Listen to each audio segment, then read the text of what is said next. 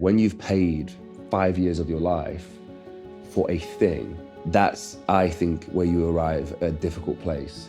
If you can very clearly say, okay, Jordan, where are we going to be like in 2025? January 2025, 10 o'clock. If you could give me a precise answer right now, why would we need to go there anymore? Yeah. All right? So that means this fact of the future is unknown.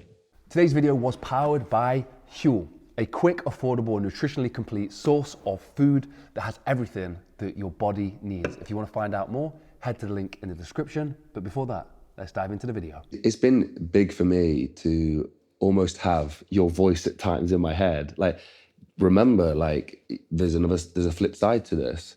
And I think I've always seen people getting a lot out of your teachings on our social pages have been the ones who are using it for awareness. They're using it to have some kind of awareness. And again, it's quite funny actually, because it's that exact thing of investing too hard into something, whether it's a BAFTA, a Lamborghini, or whatever it is. It's some of the people I've seen struggle with the teachings are the ones who invested way too hard.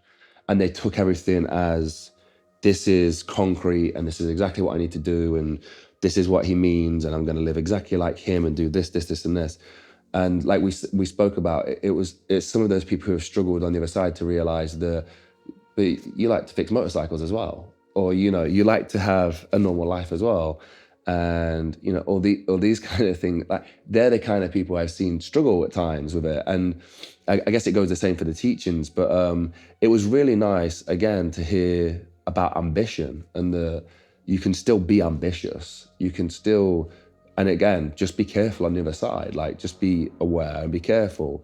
I think it's, for some people, to hear you've got ambition is a bit of a shock in some ways, but you wouldn't have been able to do everything that you've done if you didn't have some kind of plan or vision or purpose, I guess, it had to exist, surely. I mean, this is like the fire, I think we talked about in our conversation. That is actually really the motivating fact, the fire itself. You know, in the very beginning, it's not even, I mean, when you're young, it's not necessarily you think about the sense of life. So I started also growing up into this field of thoughts. So, you know, after, there's also, first, sometimes you need to have the things that you're striving to. Yeah? So it can be you're following up on the agendas in order to be successful, in order to have money, in order to have an expensive watch, an expensive car, whatever.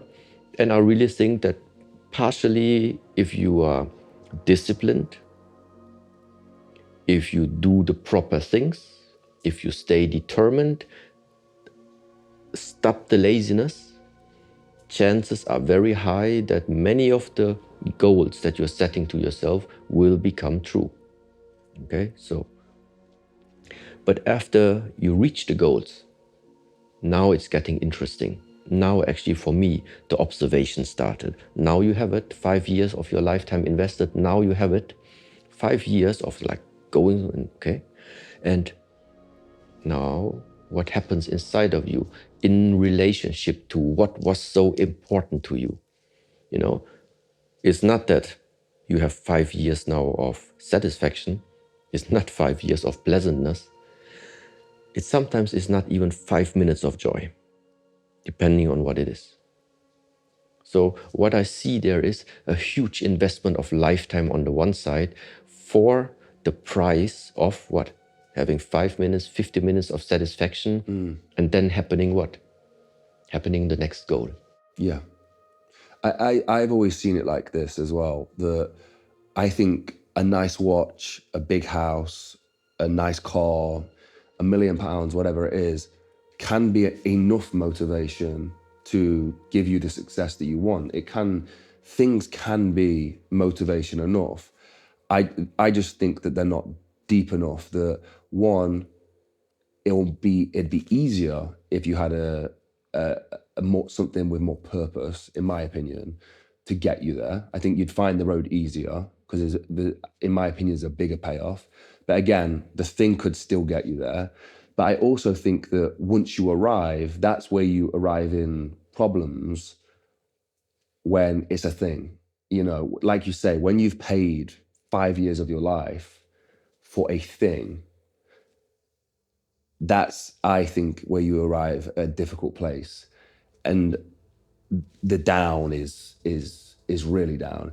If I arrived at my goal is still materialistic, I would say, at BAFTA, but that goal is based in I have to be a certain skill level as a filmmaker to arrive there. When I arrive there probably will be some depression around the fact that this didn't actually give me anything. But trying to reach the heights of that made me a great filmmaker. I guess you could say the same for material things, though. You would, to achieve £1 million or a Lamborghini or something like that, you'd have to have been some kind of successful. You would have learned some lessons along the way, for sure. So maybe materialistic things are still useful, I guess, in some aspects. It just came up right now about this question. So why is like this ambition maybe sometimes necessary? You know, in Buddha's teachings, it starts with the sentence, with our thoughts we create the world. All right, with our thoughts we create the world. So no matter how you're interpreting this now, but that means there is something powerful about you. There's something powerful about each one of us. And maybe this is the reason why it makes sense. I don't know who made these games, yeah, but why it makes sense that sometimes it's natural that we humans put ourselves some goals. Maybe some easy one first, but the goal is in your mind. Now you do start the work and then you even reach that goal. So what does it mean? It means that what you thought before now started to materialize. If you do more of these things and the goals become higher and higher, and what you're putting onto your mind also becomes like at the moment unreachable, but then you really reach it one day. It's also again an expression, therefore, where did it started? Here. Where are you right now? There. So maybe this is the way to display to the human mind, to the human being, how powerful it is. All right? And so there are many things that you can create once this one is correct.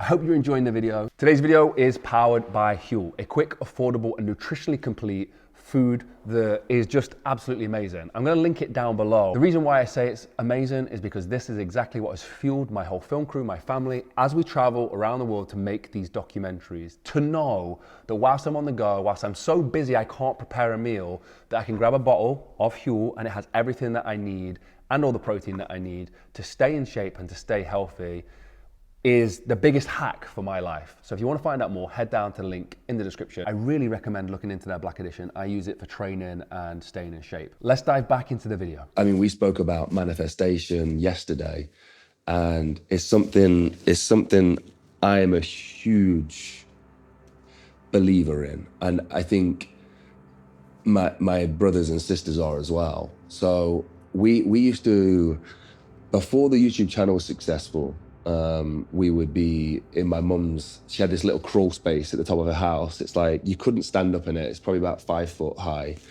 and it was in the attic space. And we would sit in there, and we had a computer set up, and we'd be editing away. And we really truly believed that we would have a big 10,000 square foot film studio, like wholeheartedly.